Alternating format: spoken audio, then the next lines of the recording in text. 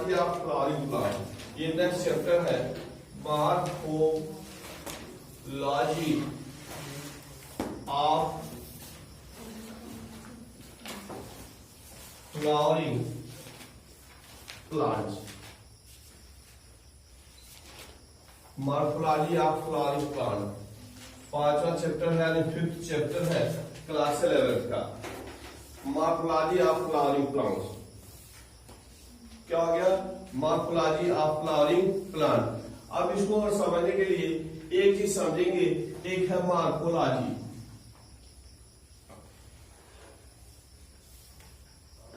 Morphology ये क्या है? जीव विज्ञान की शाखा है या ब्रांच ऑफ बायोलॉजी। क्या है? Branch of biology in which we study about external structure of plant. अगर हम प्लांट की बात करते हैं, किसकी बात लिखा गया? फ्लावरिंग प्लांट, यानी कि ऐसे पौधे जिसमें क्या होता है? फ्लावरिंग होता है यानी फूल खिलता है। फ्लावरिंग होता है मतलब फूल खिलता है। तो ऐसे पौधों की अगर हम मॉर्फोलॉजी की बात करें तो क्या होगा? कि क्या हो गया? जीव विज्ञान की वह शाखा, जीव विज्ञान की वह शाखा जिसके अंतर्गत पादपों के एक्सटर्नल यानी बाह्य लक्षणों का अध्ययन करते हैं। मार्फो, मार्फो मतलब एक्सटर्नल, मार्फो मतलब एक्सटर्नल। एना का मतलब एनाटॉमी आता है, उसका मतलब इंटरनल। एनाटॉमी होता है मतलब आंतरिक संरचना का अध्ययन करते हैं और मॉर्फोलॉजी एक्सटर्नल संरचनाओं का अध्ययन करते हैं और उसी हिसाब से उसको पहचानने और चुनने का काम करते हैं। बात समझ में आ गया? तो ये हो गया मॉर्फोलॉजी। अब हम लोग को सबसे पहले ये मॉर्फोलॉजी लिखे हो तो यहां लिख सकते हो एक्सटर्नल स्ट्रक्चर। मॉर्फोलॉजी भी क्या करते हैं? एक्सटर्नल स्ट्रक्चर का अध्ययन करते हैं। मॉर्फोलॉजी क्या करते हैं? एक्सटर्नल स्ट्रक्चर का अध्ययन करते हैं।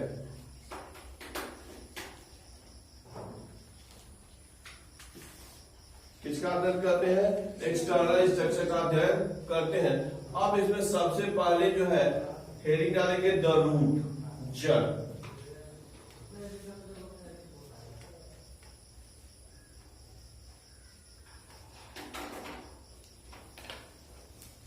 रूट यानी जड़, ठीक है। अब रूट के विषय में अगर देखा जाए तो सबसे पहले जो रूट होता है वो क्या होता है? मूलांकुर यानी रेडिकल से निर्माण होता है। मूलांकुर यानी रेडिकल से निर्माण होता है। तो मूलांकुर का क्या मतलब? अगर देखेंगे यहाँ पे जैसे कोई बीज है, ये क्या है? मान लो ये मटर ही है या चना ही है, मटर हो या चना कोई भी बीज होता है। तो जब हम बोते हैं तो क्या होता है? उसमें जर्मिनेशन की क्रिया होती है। क्या होती है? जर्मिनेशन की क्रिया होती है। जर्मिनेशन बोले तो अंकुरण, जर्मिनेशन बोले तो अंकुरण। अंकुरण का मतलब, अंकुरण क्या होता है? आप जो पौधे का बीज जानते हैं, बीज में क्या होता है? सोया हुआ पौधा रहता है।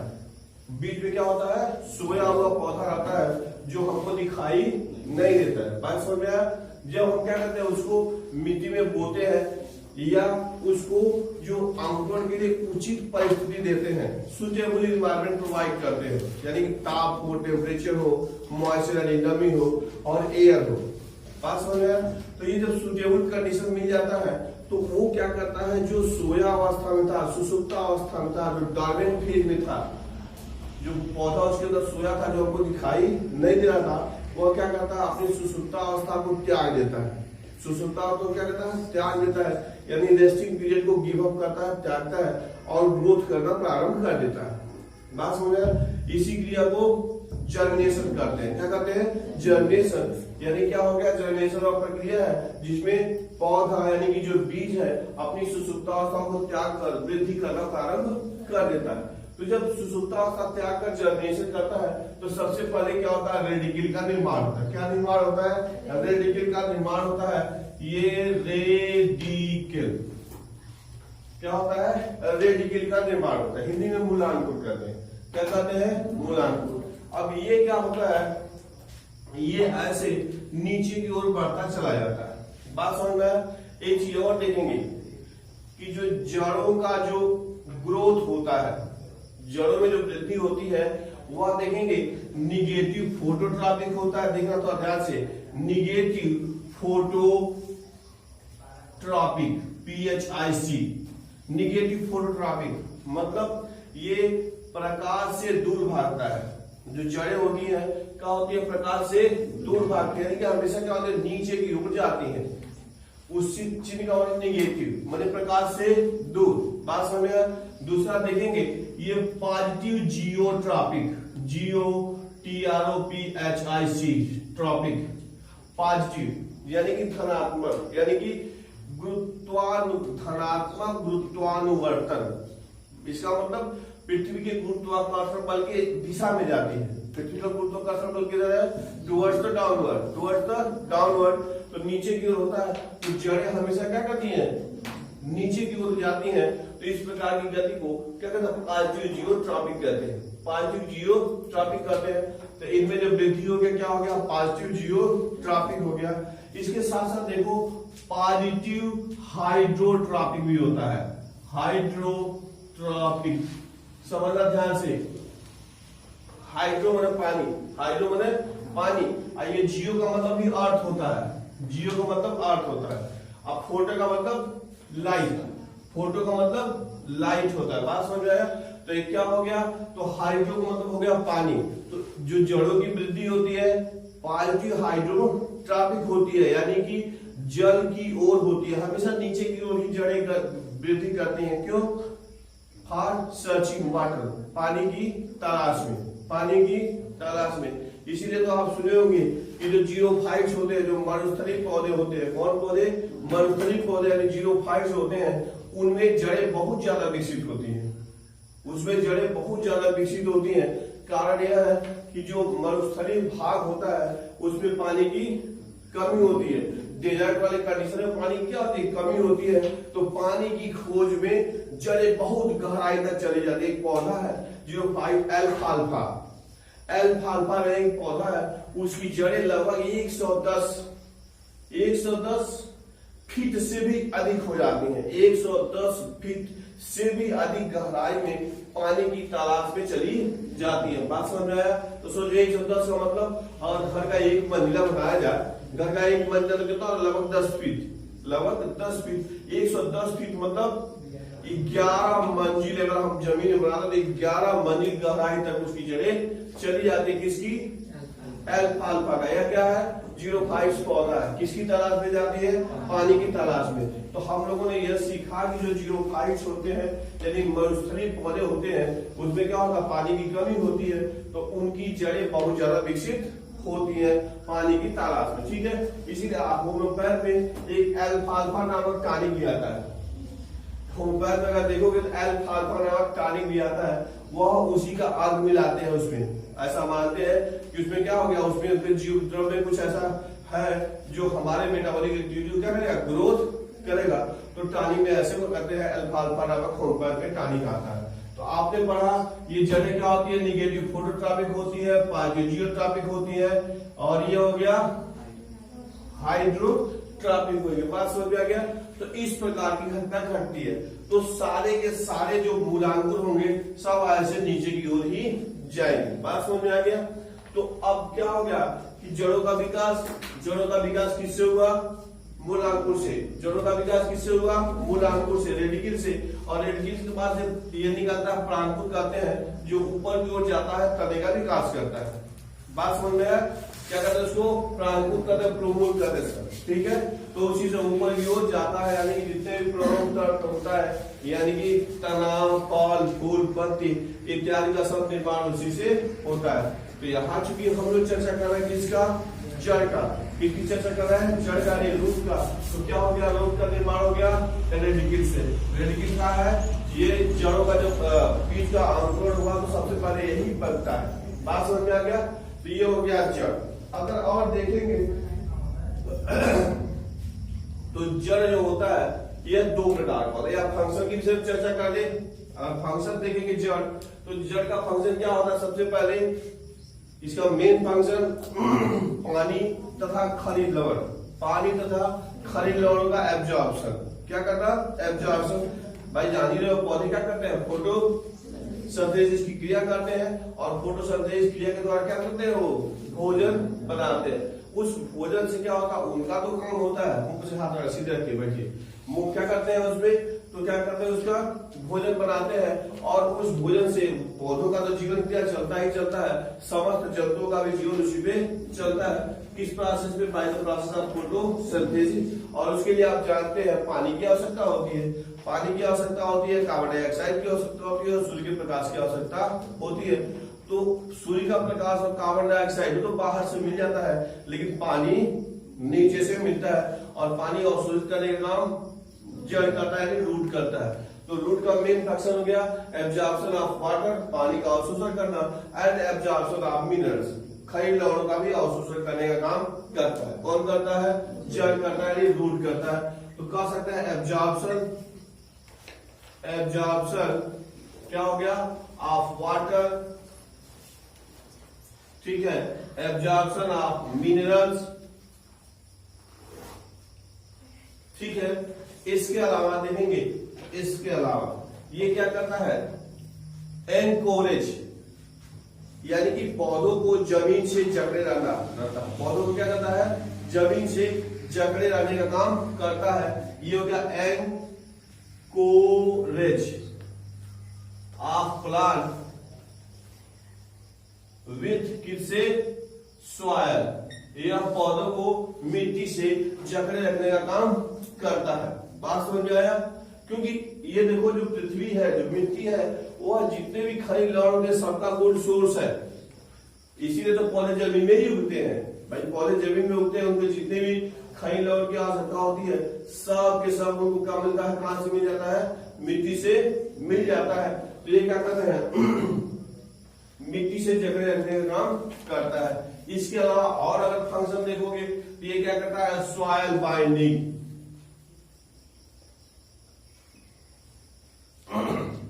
मिट्टी को बांधने का काम करता है। इसलिए तो देखते हो कहा जाता है कि अपरदन होता है, यानी सॉइल इरोजन होता है, जो मिट्टी के ऊपरी परत को हवा पानी इत्यादि द्वारा बह जाता है। तो जो नेक्स्ट मिट्टी होती है, नग्न क्या होती है, मिट्टी होती है, वहां पे इरोजन सबसे अधिक होता है।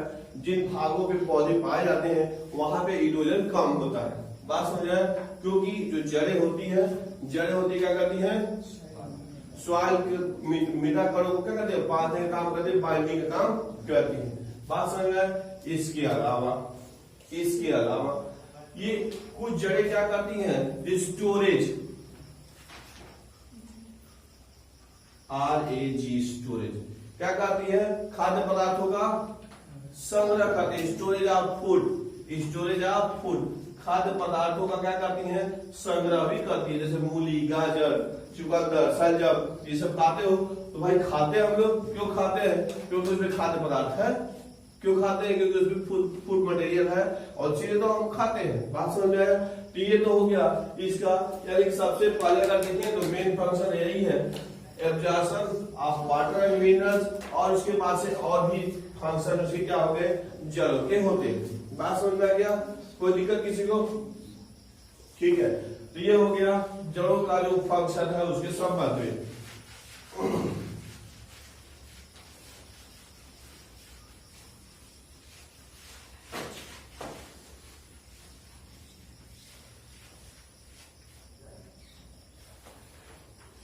ठीक है, अब अगर जड़ देखा जाए तो ये हो जाएगा, इसको मिटा दिया है, टाइप्स ऑफ रूट हो जाएगा, टाइप्स ऑफ रूट, जड़ों के प्रकार।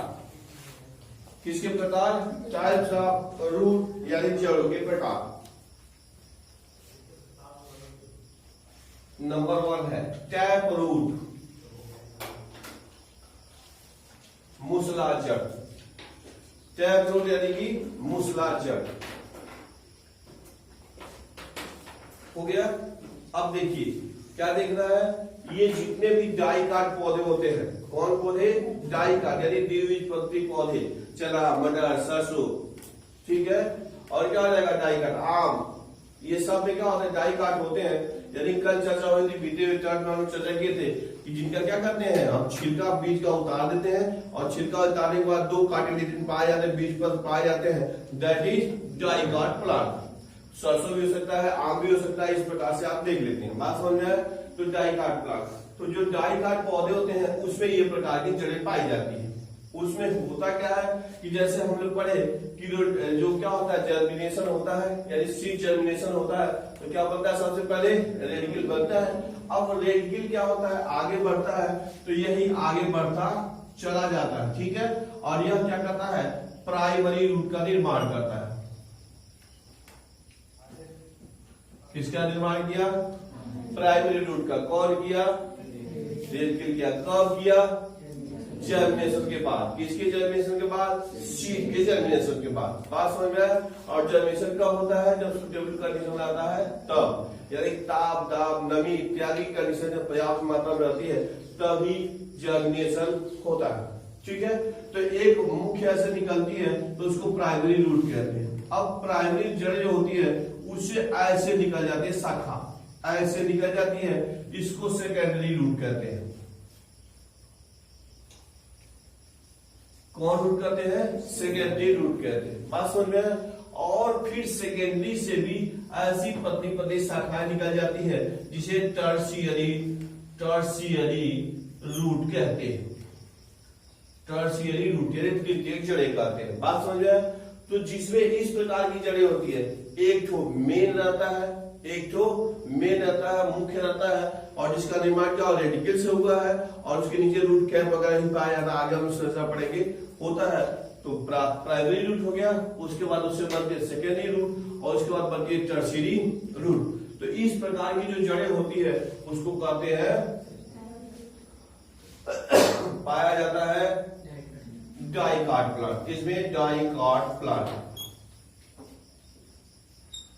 डाइकाट एग्जाम्पल लिखवाने की जरूरत तो है नहीं, डाइकाट प्लांट में पाया जाता है। अब एक और विशेष बात, वह नीट में पूछा जाता है कि इसमें जो टैप रूट होता है उसमें जो रेडिकल होता है वह लॉन्ग लीव होता है। क्या होता है, लॉन्ग लीव होता है, यानी हमेशा ऐसे बना जाता है, उसी से लॉन्ग लीव कह सकते हैं, या कह सकते हैं उसी से क्या होता है, प्राइमरी रूट का निर्माण होता है। किसका निर्माण होता है, प्राइमरी रूट का निर्माण। किसके से, रेडिकल से। याद करना किससे होता है, रेडिकल से प्राइमरी रूट का निर्माण होता है। पाया गया किसमें, डाइकाट प्लांट्स में। अब एक रूट हो गया आपका, दूसरा लिखेंगे, ये है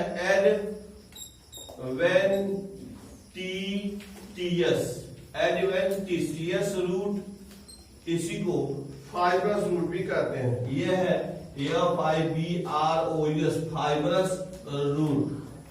फाइब्रस रूट भी कहते हैं। एडवेंटिशियस रूट या फाइब्रस रूट।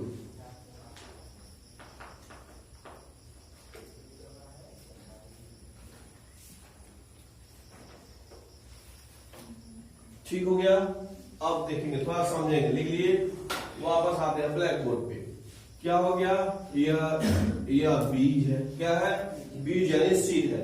जर्मिनेशन हुआ, बना रेडिकल। क्या बना, रेडिकल। लेकिन ये 60 लीफ होता है, 60 लीफ मैंने अल्पजीवी। कौन, रेडिकल। तो लिख लिया यहाँ पे, जो रेडिकल होता है 60 लीफ होता है, अल्पजीवी होता है, यानी बनता तो है रेडिकल, ये नष्ट हो जाता है यहीं से। जब नष्ट हो जाता है तो जहां से नष्ट हुआ यहीं से पतली पतली ऐसे ढेर सारी ऐसी जड़ें बन जाती है, हेयर लाइक स्ट्रक्चर बन जाती है। बात समझ में आया, तो ढेर सारे बाल के समान या पतले पतले धार के समान संरचना बन जाती है, इसीलिए इसको कहते हैं फाइब्रस रूट। क्या कहते हैं, फाइब्रस रूट। और क्या हो गया, रेडिकल यहीं से नष्ट हो गया, जहां से नष्ट हुआ वहीं से बन गया, इसीलिए इसको कहते हैं एडवेंटिशियस, अपस्थानिक, नॉट फिक्स प्लेस। एडवेंटिशियस यानी अपस्थानिक। बात समझ में आया। तो इस प्रकार की जो जड़ें होती है वो पाई जाती है मोनोकाट में। इसमें मोनोकाट जो प्लांट्स होते हैं, यानी धान, गेहूं और मक्का और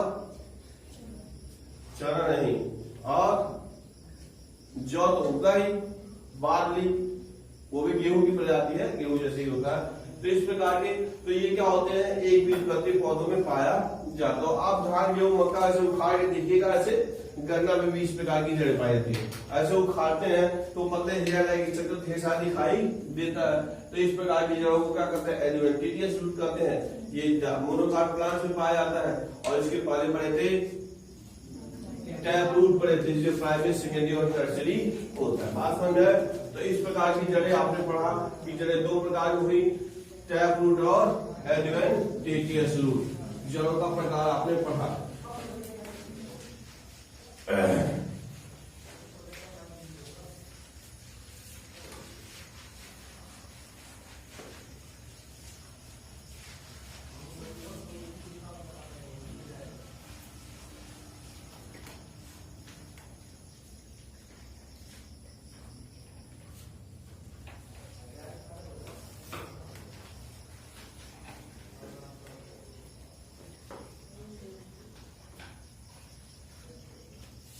जो लिखेंगे रीजन ऑफ, अगला हेडिंग है regions of the root. Region में क्षेत्र, रीजन में क्षेत्र, region of the root.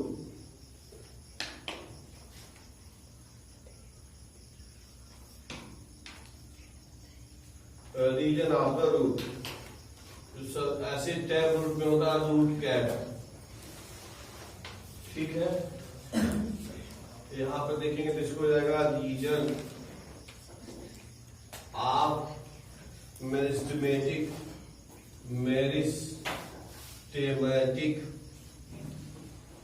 Activity. Region of meristematic activity यहां तक है, ऐसे मान लो ऐसे हो गया, और यहां से रीजन ऑफ इलांगेशन।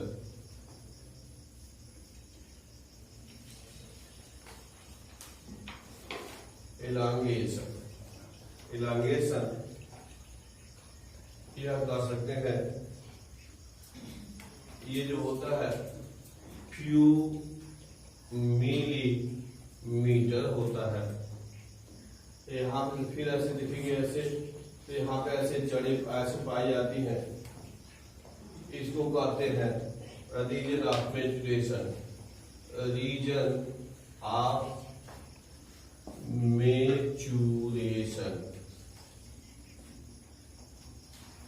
मेचुरेशन, ठीक है। और इसी में ये रूट हेयर पाए जाते हैं, रूट हेयर्स पाए जाते हैं, और यह काम करते हैं absorption of water and minerals.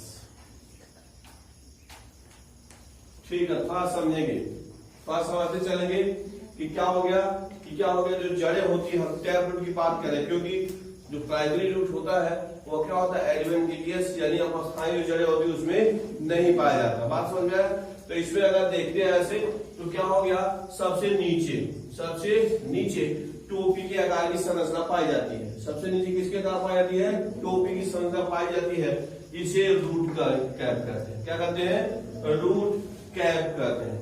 बात समझ में आया? सबसे पहला क्या हम चर्चा करें, रूट कैप की। तो कहाँ पाया जाता है, सबसे नीचे की ओर पाया जाता है। बात समझ में आया? अब ये क्या होता है, जैसे मिट्टी के कण जो जड़ें होती है उसकी वृद्धि आपके पास नीचे की ओर होती है। किधर होती है,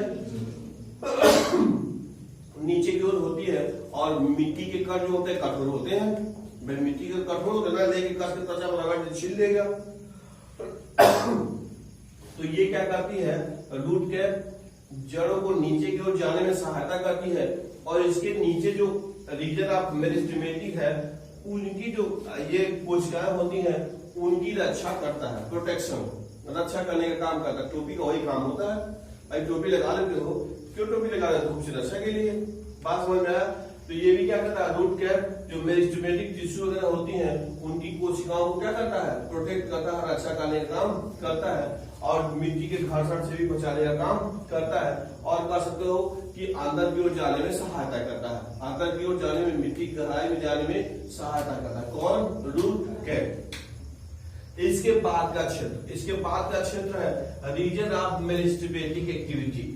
ठीक है, ये पहला आपने पढ़ा, ये दूसरा हो गया रीजन ऑफ मेरिस्टेमेटिक टिश्यू।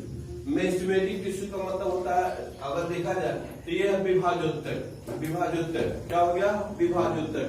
तो विभाजोत्तक का मतलब क्या होता है?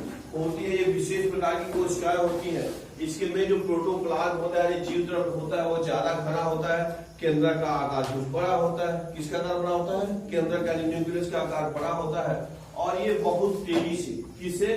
बहुत तेजी से विभाजित होती है। याद होगा आपको कि जो ग्रोथ होता है, क्या होता है? ग्रोथ यानी वृद्धि जीव में होती है, वह सेल डिवीजन के कारण ही होता है। मान लो क्या हो रहा है, एक कोशिका, छोटा सा ये पौधा है, ऐसे मान लो एक कोशिका है, तो एक कोशिका से क्या होगा? 2 कोशिका होगा, फिर कोशिका की लंबाई बढ़ेगी, 2 कोशिका 4 कोशिका, 4 से 6 8 आगे बढ़ती चली जाएगी। जीवधारी का लंबाई, चौड़ाई, द्रव्यमान वगैरह बढ़ता चला जाएगा। यानी कि जो जीवों में जो वृद्धि होती है, क्या होती है? वृद्धि क्या होती है? यानी ग्रोथ किसकी वजह से होता है? सेल डिवीजन की वजह से होता है। किसकी वजह से? सेल डिवीजन की वजह से। क्या होता है? ग्रोथ किसमें? जीवों में, चाहे प्लांट हो चाहे एनिमल हो। बात समझ में आई? तो इस प्रकार से क्या हो गया, जो ग्रोथ होता है वह विभाजन की वजह से होता है। अब जो विभाजन होता है, अब ये विशेष प्रकार की कोशिकाएं पाई जाती हैं। कौन कोशिका? मेरिस्टेमेटिक टिश्यू कहते हैं, मेरिस्टेमेटिक सेल कह सकते हैं। बात समझ में? ये कोशिकाएं क्या होती है? स्पेशली केवल विभाजन ही होता है इसमें। ये ऐसे जगह पे पाई जाती हैं जहां पे ग्रोथ होता है। ये प्लांट की हम बात कर रहे हैं, जो प्लांट के ऐसे भागों में पाई जाती है जहां ग्रोथ होता है, तो वहीं भी ये पाई जाती हैं और बहुत तेजी से विभाजित होती हैं। इनकी संख्या 1 से 2, 2 से 4, 6 ऐसे होता चला जाता है। तो ये विभाजित होती हैं। तो क्या समझ में आया कि इस क्षेत्र में जो पाई जाती है, यानी कि जो रीजन ऑफ मेरिस्टेमेटिक एक्टिविटी है, तो आपने पढ़ा कि ये क्या होता है? रूट कैप के ठीक नीचे होता है, यानी कि कुछ रूट कैप में धंसा होता है, कुछ यहाँ होता है। समझना इस चीज को, समझना कि जो मेरिस्टेमेटिक रीजन है वो कुछ रूट कैप के अंदर भी रहता है और कुछ उसके जस्ट नीचे, एकदम बिल्कुल ऐसे रहता है। ये बात समझ आया? और फिर बताया गया इसकी कोशिकाएं क्या होती है? विशेष स्पेशल कोशिका होती हैं, जो क्या करती है? तेजी से विभाजित होती हैं। तेजी क्या होती है? विभाजित होती हैं। विभाजित होगी तो क्या होगा? नंबर ऑफ सेल बढ़ेगा। क्या बढ़ेगा? नंबर ऑफ सेल बढ़ेगा, यानी कोशिका के पौधे के जो भाग है उसकी लंबाई चौड़ाई बढ़ेगी। तो अब तुम्हारे नीट में प्रश्न पूछ सकता है कि इलांगेशन ऑफ प्राइमरी रूट, यानी प्राइमरी रूट का जो लंबाई चौड़ाई जो बढ़ता है वह किसके वजह से होता है? तो लिखेंगे due to division of meristematic tissue. कहां पाई जाती है? Where it is situated? Just below the root cap, root cap के या जस्ट रूट कैप समथिंग। इसकी कुछ इसमें भी पाई जाती है और इसके नीचे भी पाई जाती है। स्पेशली डिवीजन नहीं, इसके नीचे होगा, इसके अंदर इनसाइड हो जाएगा। ठीक है, बात समझ में आ गया? तो ये हो गया, तो विभाजन हो गया। अब इसके बाद देखो क्या लिखा है? दूसरा ये लिखा गया है रीजन ऑफ इलांगेशन। तो यहां से लिखा गया है, यानी कि रीजन ऑफ मेरिस्टेमेटिक टिश्यू से लेकर के यहां तक ऐसे दिखा दिया गया है। इसको क्या कहते हैं? इलांगेशन। इलांगेशन हिंदी दीर्घीकरण, हिंदी दीर्घीकरण। अब दीर्घीकरण का क्या मतलब होता है? यहाँ देखो, तो उसका मतलब होता है कि जैसे मान लो यहाँ पे कोशिका बनी, जैसे ये पहली वाली कोशिका है, देखो यहाँ ध्यान से, पहली कोशिका थी, इसकी लंबाई सपोज है यहाँ है, अगर मान लो 1 मिलीमीटर मान ले, 1 मिलीमीटर इसकी लंबाई है, ठीक है, 1 मिलीमीटर ये भी है मान लो सपोज है। तो पहले विभाजन होगा, क्या होगा? विभाजन होगा। तो एक कोशिका से 2 कोशिका बन गई, एक कोशिका से 2 कोशिका बन गई। अब जब 2 कोशिका बन जाती है तो डिवीजन का काम खत्म, डिवीजन का काम खत्म। तो दूसरा फेज आता है जिसको इलांगेशन कहते हैं। क्या कहते हैं? इलांगेशन। मतलब अगर ये 1 मिलीमीटर इसकी लंबाई थी, तो ये जो दोनों कोशिका बनी ये भी 1 मिलीमीटर हो जाएगी और ये भी 1 मिलीमीटर हो जाएगी। बात समझ में आया? यानी कि जो मदर सेल थी, मदर सेल की जितनी लंबाई थी उतनी लंबाई दोनों कोशिका प्राप्त कर लेती है। बात समझ में आया? इस फेज को क्या कहते हैं? Elongation phase. क्या कहते हैं? इलांगेशन फेज, यानी दीर्घीकरण अवस्था। इसमें क्या बताया गया? कोशिका डिवीजन के पश्चात अपने मदर सेल के बराबर की लंबाई चौड़ाई प्राप्त कर लेती है। बात समझ में आया? इसको कहते हैं सेल इलांगेशन। ये लिखा गया है कितना होता है, फ्यू मिलीमीटर। ये थोड़ा याद करना, फ्यू मिलीमीटर होता है, ये बहुत कम ही होता है इसका इलांगेशन का फेज। उसके बाद आ गया, क्या आया, उसके बाद है रीजन ऑफ मैच्योरेशन, परिपक्वन क्षेत्र। कौन क्षेत्र, मैच्योरेशन आई परिपक्वन। तो अब कोशिका जो हो गई अपने मदर सेल के बराबर जब लंबाई चौड़ाई प्राप्त कर ली, अब क्या होगा, परिपक्वन अवस्था आती है। परिपक्वन अवस्था में जितने भी उसमें सेल ऑर्गेनेल्स है, जितने भी कोशिकांग है, वह पूरी तरह से उसमें बन जाते हैं, पूरी तरह से बन जाते हैं, परिपक्व हो जाते हैं।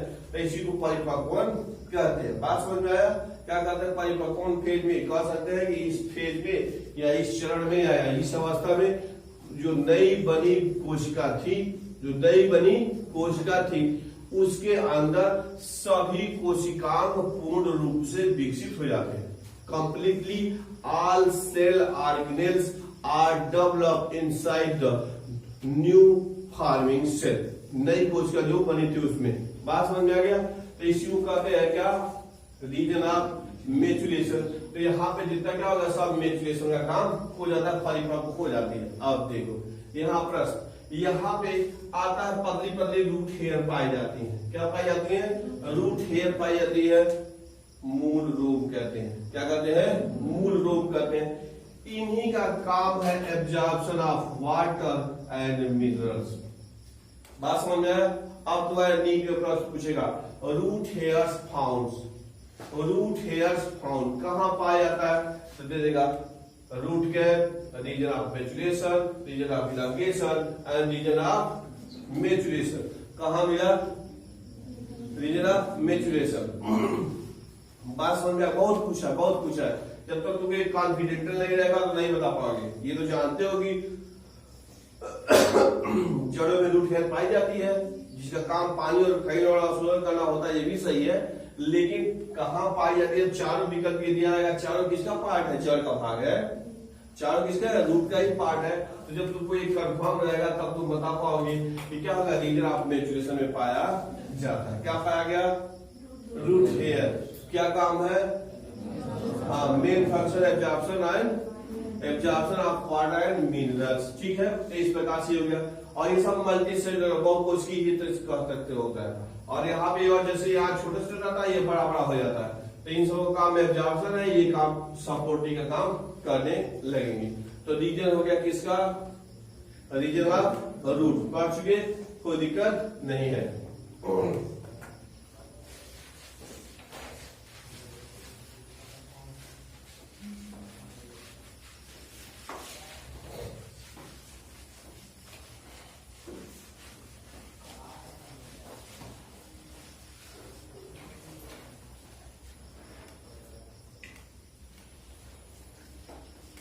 अब वही डालेंगे मॉडिफिकेशन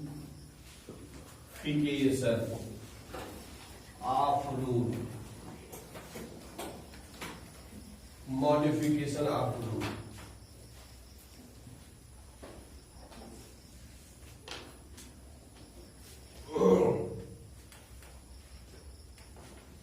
मॉडिफिकेशन ऑफ रूट। अब देखो, क्या देखो, अब होता क्या है कि जड़े जो अपने जो मूल कार्य होता है, जो मेन फंक्शन होता है, उसके अतिरिक्त, इसके अतिरिक्त मेन फंक्शन के अतिरिक्त कुछ अन्य कार्यों के लिए भी अन्य रूपों में बदल जाती है। फिर बात समझिए, जड़े अपने मुख्य कार्य के अतिरिक्त कुछ अन्य कार्यों को संपादित करने के लिए अन्य रूपों में बदल जाती है। तो जड़ों के इस परिवर्तन को या रूपों में बदलाव को मॉडिफिकेशन ऑफ रूट कहते हैं। क्या कहते हैं, मॉडिफिकेशन ऑफ रूट, यानी जड़ों का रूपांतरण। किसे कहे, ठीक है, यही बताया गया कि जड़ें अपने मूल कार्य के अतिरिक्त कुछ अन्य कार्य करने के लिए कुछ विशेष संरचना में परिवर्तित हो जाती है, उसी को जड़ों का रूपांतरण कहते हैं। बात समझ में भाई, जड़ों का मुख्य कार्य हुआ जल और खनिज का अवशोषित करना। जैसे मान लो मूली, गाजर, सलजम, चुकंदर, ये सब की जड़ें हैं। लेकिन क्या होती है, स्टोरेज खाद्य पदार्थ का संग्रह करती है, खाद्य पदार्थों का संग्रह करती है, तो इसलिए अलग अलग रूपों में रूपांतरित हो जाती है। तो ये परिभाषा लिखने की जरूरत तो है नहीं। जैसे ये लिखो टैप रूट, ये टैप रूट का रूपांतरण है कैरेट, गाजर जानते ही हो, ठीक है। टर्निप, ठीक है, ये क्या करते हैं, स्टोर फूड, खाद्य पदार्थों का संग्रह करने का काम करता है। टैप रूट का रूपांतरण है कैरेट। यह है एडवेंटिटियस, एडवेंटिटियस रूट का है स्वीट पोटैटो, स्वीट पोटैटो। ये फूल जाता है गेट स्वालेन, स्वालेन एंड स्टोर फूड।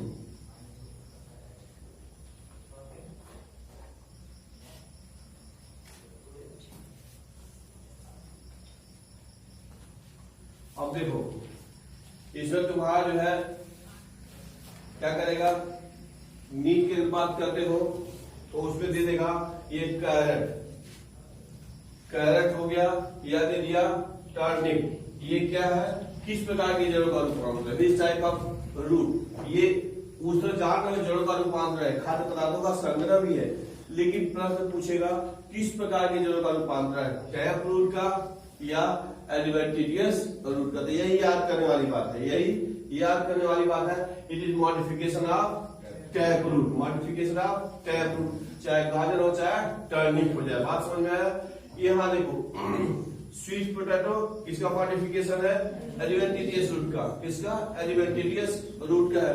तो इस प्रकार से आप ऐसा कर सकते हैं, जवाब दे सकते हैं। जवाब देने पर 3 नंबर, गलत जवाब देने पर -1 नंबर।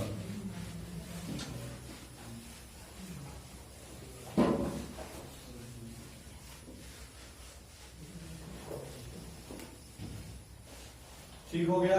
अब ये देखो जैसे दिया है, ये ऐसे ही करके लिख लो। ये है हैंगिंग स्ट्रक्चर, हैंगिंग स्ट्रक्चर, लटकता हुआ संरचना, स्ट्रक्चर्स दैट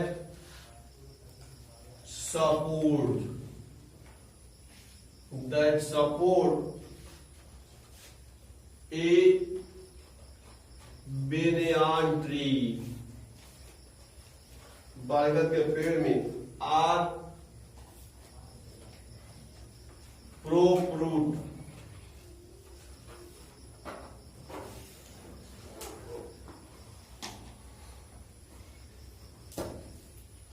प्रोफ्रूट लिखा है having structure that support banyan tree. Banyan बोले बरगद, बरगद के पेड़ के नीचे क्या है, ढेर सारी पत्ती पत्ती लताएं जैसे लटकी हुई चीजें दिखाई देती हैं। और लटकी हुई संरचना क्या है, जड़ें है, क्या है, जड़ें है। और किस प्रकार की जड़ें है, उसको प्रोफ्रूट कहते हैं। क्या कहते हैं, प्रोफ्रूट। अब तुम्हारी परीक्षा में पढ़ देगा प्रोफ्रूट फाउंड इन, प्रोफ्रूट फाउंड इन, इसमें पाया जाता है। तो बरगद में तुम्हारी किताब में एग्जाम्पल दिया तो बरगद याद करेंगे। बात समझ में। या इसी को उल्टा करके पूछेगा कि hanging structure found in banyan tree, जो लटकता हुआ बरगद के पेड़ में जो संरचना पाया जाता है क्या है। तो या तो प्रॉप रूट दिया हो, या तो केवल दे दे रूट दे दे, वो एडवेंटिटियस रूट है।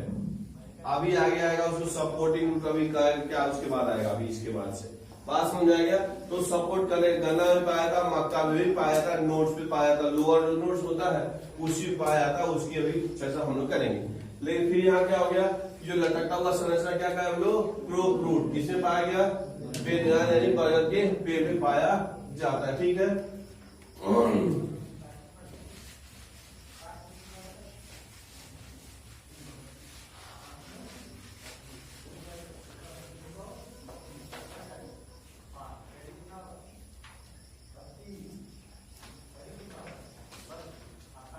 ऐसे फिर बना के लिख सकते हैं मेज, मक्का and sugarcane, sugarcane. ठीक है, ये सपोर्टिंग रूट्स होती है, सपोर्टिंग रूट्स। ठीक है, कमिंग आउट होती है, coming out at lower nodes. इसको क्या कहते हैं? स्टिल्ट,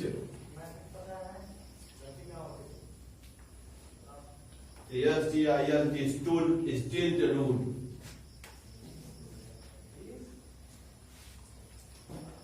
क्या हो गया? स्टिल्ट रूट।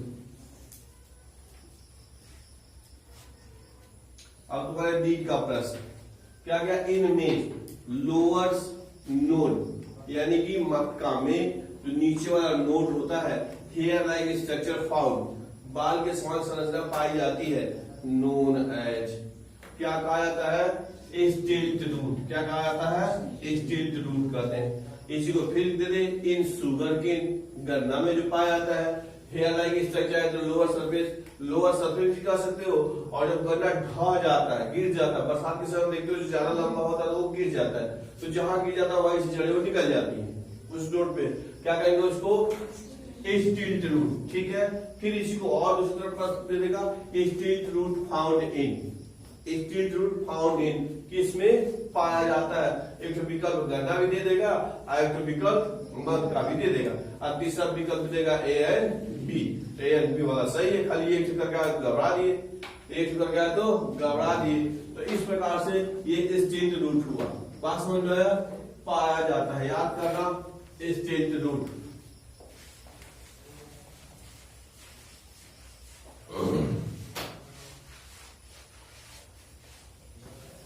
स्टिल्ट रूट।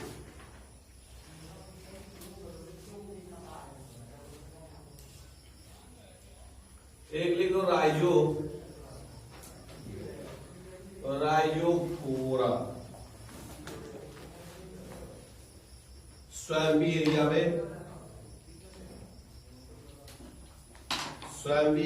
में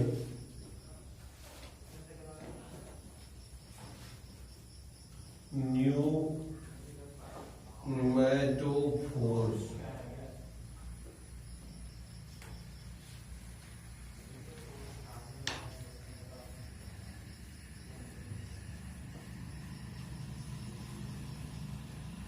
राइजोफोरा एक प्लांट है। राइजोफोरा क्या है? एक प्लांट है जो कहाँ पाया जाता है? स्वयंभी एरिया, दलदली स्थान पे।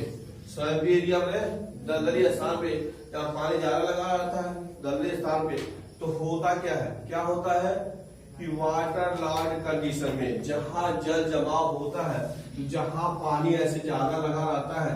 अब ये देखो ऐसे, अब क्या हो जाता है? इस पानी ज्यादा लगे होने की वजह से यहाँ के अंदर जो मिट्टी है, मिट्टी में जो ऑक्सीजन रहती है वह खत्म हो जाती है।